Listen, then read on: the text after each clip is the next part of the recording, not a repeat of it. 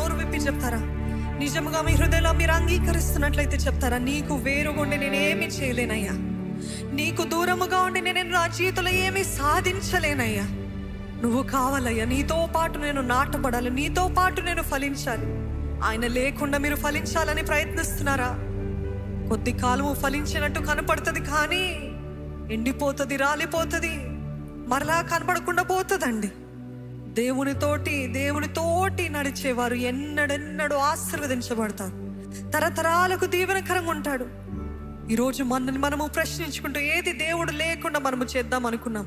నన్ను క్షమించయ్యా, ఐగుప్తు సహాయము వ్యర్థము అని ఆయన వాక్యం తెలియజేస్తుంది కదా. ఈరోజు మీకు అవసరం ఉందా? మీరు సమస్యలో ఉన్నారా? మీకు సహాయము కావాలా?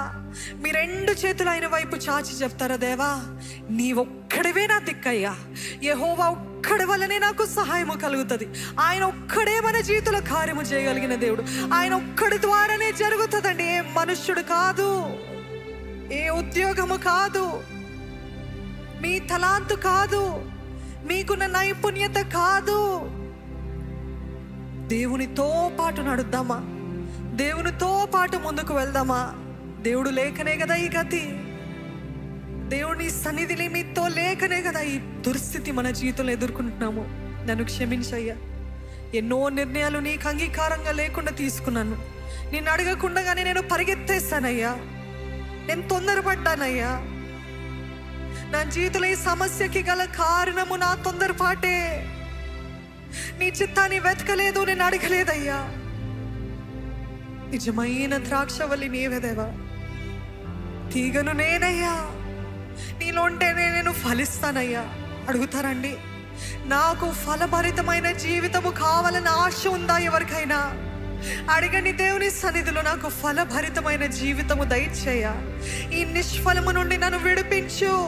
ఈ ఎండిపోయిన జీవితంలో తండ్రి జీవ జలపు ఊటలు నీవే ప్రవహింపజేయ్యా. వేడుకుందామా దేవుని సన్నిధిలో? నాకు నువ్వు కావాలయ్యా. ఈరోజు కృంగుదలతో వచ్చారా దేవుని సన్నిధిలో? ఇందాక చెప్పినట్టు మీ చేతులు ఆయన వైపు చాచి ఉంచి నీవే నా చేతిని పట్టుకొని నడిపించయ్యా.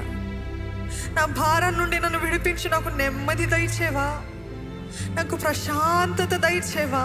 ఎంతో గలిబిలిగా ఉందయ్యా, ఎంతో కలవరంగా ఉందయ్యా, ఎంతో మానసిక వేదనతోటి నేను బాధపడుతున్నానయ్యా. నీవు జోక్యము చేసుకోవా ప్రభువా, నీవు నా జీవితంలో కార్యము జరిగించవా ప్రభువా.